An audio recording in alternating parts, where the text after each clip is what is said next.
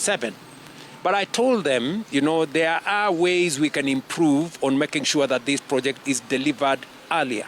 I got involved myself in cutting down on some of the bureaucracy, making sure that approvals are gotten quickly. Some accuse me of micromanaging things. That's the result you get. Today, this is July. This project is being delivered 1 year ahead of time. It was supposed to be delivered next year. Mm-hmm. And this project is going to decongest, all the 3 roads.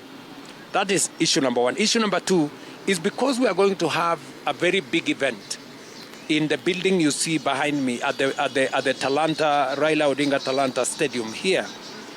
This was very significant. If at all we were going to get people in and out of Talanta City. And aside from this road, we have another project which we have already given out. By December, we will want to connect Talanta to Southern Bypass, again to get traffic out of Talanta City. Those people coming from the other side of town will use Southern Bypass, access Talanta City and get out. We are also connecting from the Southern Bypass. We're also connecting it to Bomas of Kenya, another facility that we are building in the city of Nairobi, to also enhance traffic mobility. Not just this road, not just this project. I am undertaking a whole regeneration of transport infrastructure in the city of Nairobi. We've just completed, I picked up some roads that the Nairobi City County had identified, about 70 kilometers, and I put in public money from the Ministry of Roads. We are in the tail end, 85% completing those roads. Small roads that connect estates, link roads that connect one road to another. It's a very big shame. In the heart of the city, you have mud roads. You have roads that have a lot of dust. So that's what we are trying to sort out. I have already a phase 2, which we already contracted about 2-3 months ago. The contractors are already on ground. That is another 58 kilometers in different parts of the city. I also sat down with MCAs, and I asked every MCA in the city of Nairobi to identify at least one road in their ward that is critical, for us to tarmac. We have already identified those roads, and this week we are advertising so that we do another almost 80 kilometers. 45 identified differently, and another that makes a total of 80 kilometers in the city of Nairobi. My plan is to make sure that this city is motorable, far-flung wards like in Kasarani, like in Roysambu, like in different parts of the city that do not have enough tarmac roads is my target. My target is to make sure that all these roads, by early next year, we have completed them. We have provided a budget of close to 6 billion shillings to do all these roads.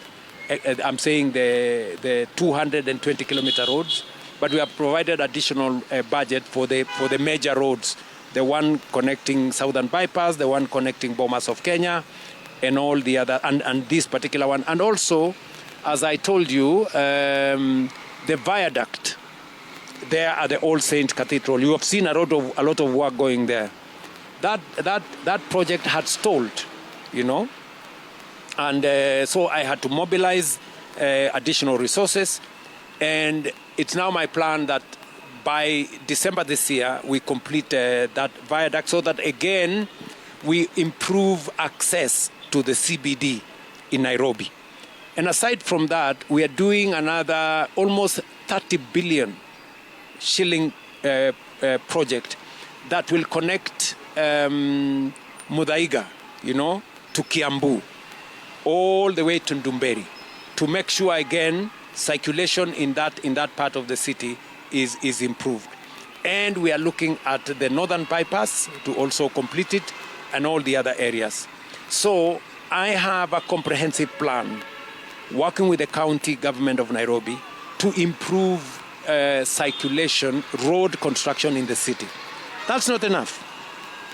We're also making sure that we improve on motorability. That is why we are bringing on board an intelligence traffic management system. You might have seen now people are beginning to receive messages on their phone. From NTSA. From NTSA. Yes. That you went through this, you jumped these lights, you took a wrong turn, you endangered people's lives.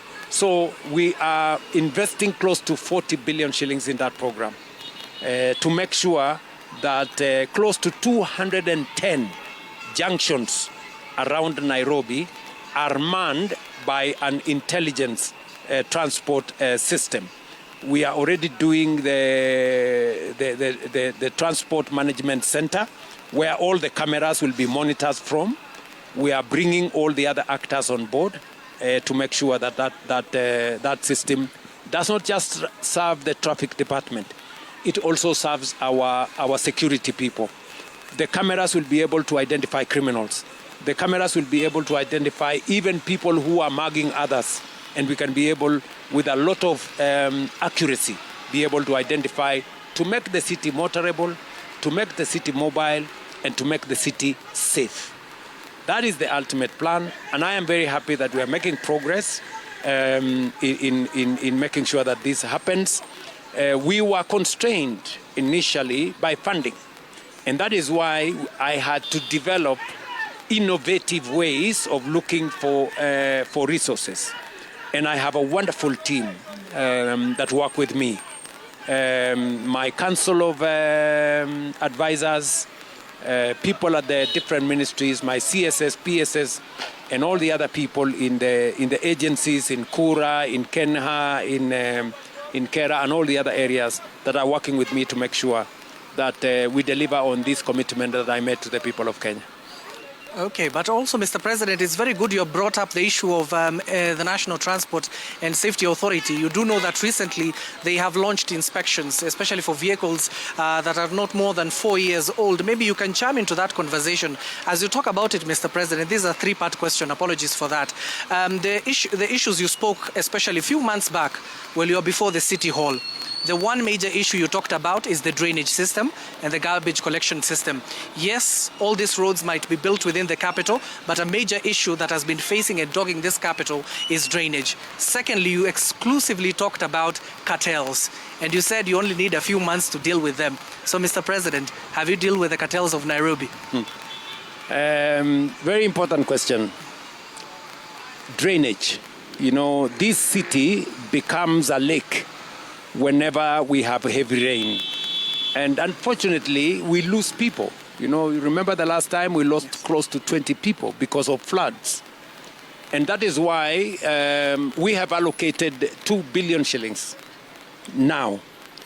And we are undertaking a rapid results initiative to make sure that before El Nino, God willing, we at least deal with the bottlenecks, you know, that are there. I've given very firm instructions to CS Davis and working with the county government of Nairobi to make sure that we accelerate, you know, the drainage management in the city of Nairobi. You are aware that we are doing the Nairobi River regeneration. Yes. That process is going on. We're going to make a very big deal out of it, because it's going to change the face of Nairobi. It's going to remove the sewer in the Nairobi River. But we are now putting in 2 billion shillings to make sure that we get rid of the bottlenecks that come with whenever it rains, and therefore it clogs the city of Nairobi. And number two, we have already dealt with the cartels. We now have a contract with a company that we know that is now beginning. If you go today to Ruai, they are already building the place where we are going to recycle all the garbage that is going to be collected from the city. You will also see, if you go today to Dandora, we are beginning to, there are almost 20 or 30 excavators going on there with a lot of trucks to remove the almost 60, 70-year-old dirt that has been there, garbage that has been there, complete with the river going below it. You know, it's quite amazing what's going on there. So we have already started the journey. By the end of this year, you will see a different Nairobi. Apart from the drainage that we are working on, apart from the roads that we are working on, apart from the garbage that we are working on, we are also working on lighting. Already last evening, I was inspecting some of the new lights that we want to put in the city of Nairobi. We want to make sure that this city is lit. That way, we are not only going to control criminality, but we are also going to progressively make it easier for people to work in this Nairobi beyond hours. You know, when we say a city will be 24-hour, you cannot be 24 hours in darkness. It's not possible. And that is why we have already ordered 40,000 lights. And there is another 50,000 in the works. And that project is already ongoing. You will begin to see in the next couple of months, you know, a different, well-lit Nairobi city. Again, why are we doing all this? It is a commitment that I made to the people of Nairobi. It is what people say always, Ruto promised. And I want to tell you, every promise I made, I am going to discharge it. And I am going to ashame those who accuse me of making promises that I have not kept. I will keep every promise. Like for this city of Nairobi, whether it is the markets, whether it is the roads, you have seen affordable housing. We are investing in the city of Nairobi alone for contracts that are going on, 170 billion. 75,000 housing units are being constructed in the city of Nairobi every day in the city of Nairobi. We have already 8 markets going on. We have another 9 markets being contracted.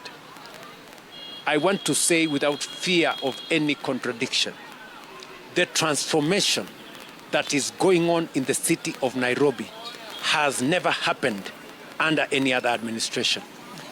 People can say whatever they want to say. Newspapers can write whatever they want to write, but they will not change the facts. They will not change that this road where I am standing today was not there 2 years ago. It's now here.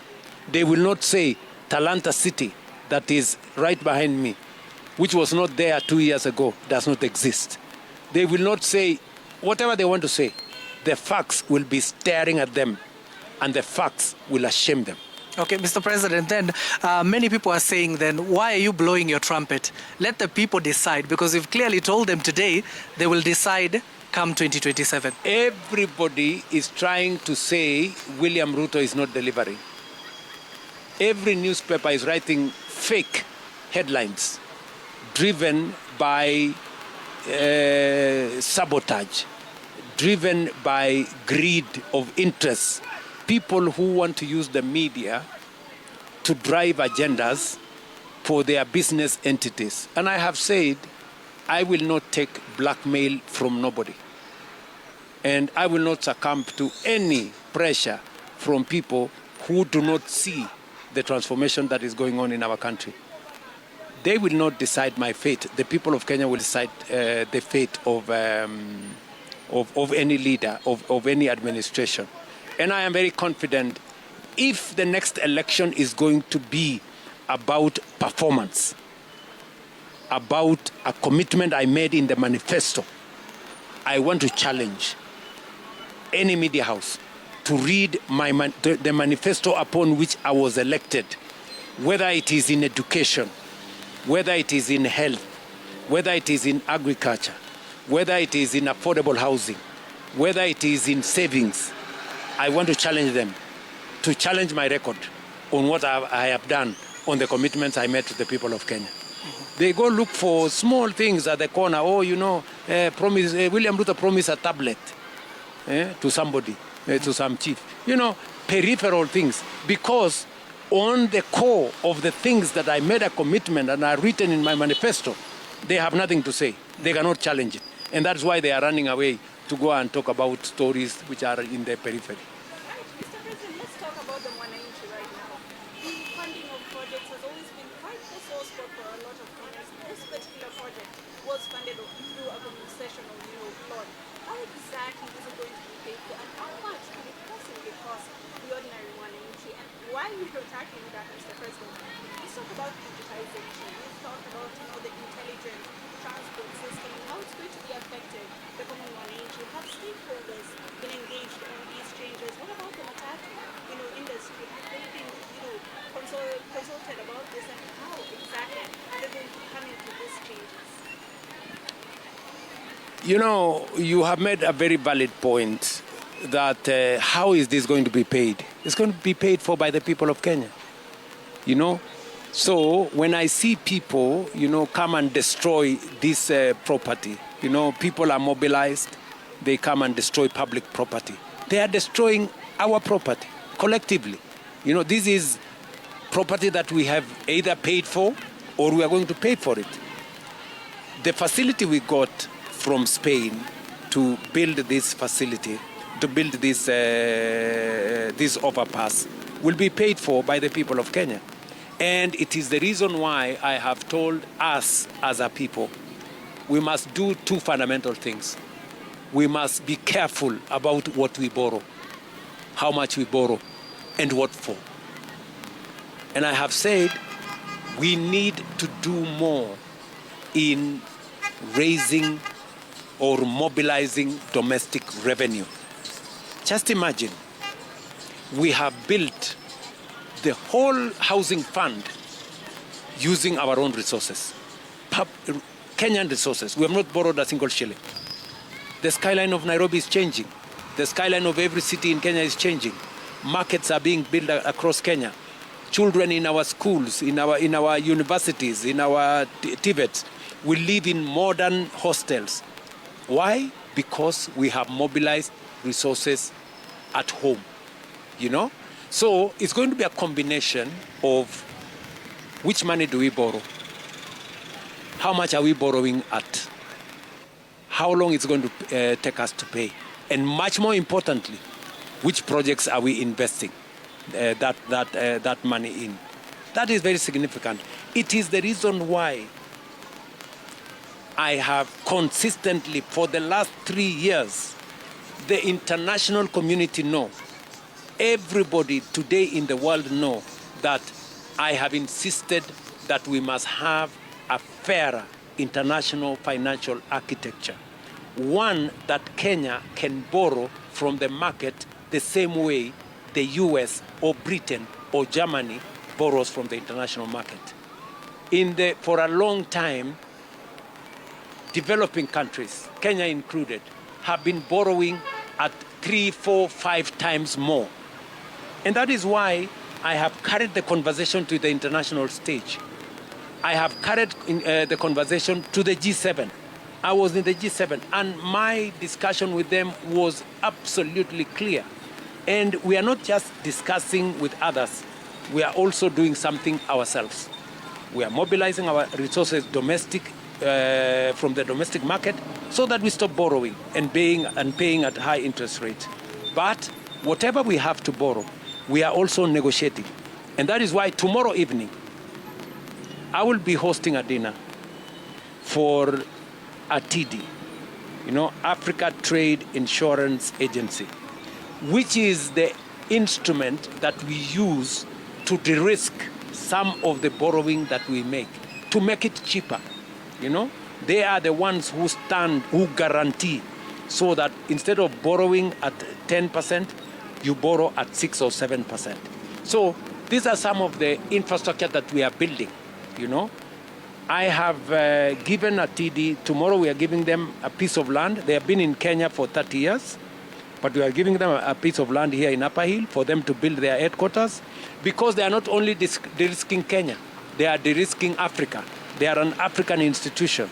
So part of the reason why I have been traveling in the international community is because I am aware that there is something we can do to make sure that our development is funded cost effectively. Instead of paying interest of 10, 12%, we can pay interest of 6, 7, 8%. We can reduce our borrowing by 4 percentage points. It is the reason why I traveled to China twice, because we were negotiating about the term of our loan and the interest we were paying. It is the reason why, for example, we are moving some of our borrowing from one currency to another so that we can pay less. If you don't know what you are doing, you will do nothing about it. But if you know what you are doing, like the way I do something about it. And I don't travel as somebody who has nothing to do. And let me tell you, my dear sister, you know, everybody is busy. You know, if you think William Ruto is traveling to waste the time, do you think presidents of other countries have time to waste? That they are giving me time to discuss issues that are Kenyan. If it was an issue or that there was no benefit for us or for them, nobody will waste their time meeting you. I met the president of the EU. I met the speaker of the EU Parliament. I met the president of the EU Council because there is value in the relationship that exists between us and them. They are our largest market, and we were agreeing on how that market can be sustained going into the future. There was a challenge on the East African Protocol, which we needed to sort out together. I traveled to Belgium because they are the country that buys our coffee. The highest coffee is bought at the best price by Belgium. I traveled to Finland because the connection between us and Finland on matters to do with Nokia. Nokia is a Finnish company. How are we going to look at AI going forward? How is technology going to assist us going into the future? How are we going to build data centers that will help build our technology going into the future? I traveled to South Africa. Why? Because our tea was getting a tariff that was higher than was necessary. When I had a discussion with President Ramaphosa, he saw the point. And I explained to him, we import a lot of automobiles from his country. Why would South Africa, for example, levy a tariff on our coffee? Because it would lead to a trade war. And they saw the point and asked Lee Kinyanjui. That is how we have sorted out the tariff on our tea. Okay. And I will continue to work for the people of Kenya in the manner in which that I see it best, because I take the privilege to be a leader in this country very seriously. Okay. It is not always that one has an opportunity like the one I have. Apologies for cutting you short, Mr. President. Given that we are running out of time, maybe talk to Nairobians in just a few words, because I know you're rushing somewhere. In just a few words, your final remarks to Nairobians and Kenyans at large. We are barely over 10 months to the 2027 general election. You have been 4 years in office with the Kenya Kwanza administration. What can they expect? And then finally, you're a football fan, Mr. President. You know the season we are in. We're in the World Cup. And World Cup iko KBC. Maybe are you watching, and what team are you supporting? Finally. For your information, I am. It was brought to my attention that KBC may not be able to do something about World Cup, and we did something as government. I'm very happy that KBC is making it possible for Kenyans to watch World Cup. I'm still hedging my bets on the teams that are there. Don't ask me which one for now. Let's leave that one for another day. I do not want to lose the bets that people have placed on me. Let me leave it there for now. But to the people of Kenya, I want to tell them we are on course. I want to tell the people of Kenya, every leader, whether they are MCAs all the way to president, must be judged by their track record, must be judged by the commitments they made to the people of Kenya when they were elected and how they performed those commitments. Every leader, it is not the tribe you come from, it is not the community you come from, it is not your height or your size or your looks. It is what you have delivered to the people of Kenya. Okay. And on my record, I am ready actually to do the exam that the people of Kenya will set for me next year. On performance, I am ready. And to the residents of the great city of Nairobi, it's not going to be done by government alone. It's not going to be done by the county government alone. It's a whole of society engagement. Everything that we are doing in the city, whether it is our roads, whether it is drainage, whether it is garbage, whether it is lighting, this is all public property. Each and every one of us must protect them, must be part of it. Don't litter the city. Don't destroy property in the city. Okay. Make sure that whoever you see trying to do something to damage the city of Nairobi, let us all make the necessary reports so that we can have a working city, so that we can have an efficient city, a city that is lit, a city that is that is clean, and a city that is motorable. Thank you so much, Mr. Thank you very President, and much. thank you for your Asante time. sana. Unfortunately, that is all the time we had for you here. If you're wondering where we're coming to you live, we're coming to you live from the newly launched, of course, Ngong Road, Naivasha Road, a 3.8 billion investment made by the Kenyan government. You'll be getting more details in our subsequent bulletins. This has been a joint production between Cape Media, which is commonly known as TV47. My colleague here, Hibak Said, has been here with me, and His Excellency President William Ruto. Thank you for your time. That is all. My name is Abdiaziz Hashim from the Kenya Broadcasting Corporation. Also a joint cooperation between State House Nairobi. For now, back to you in studio.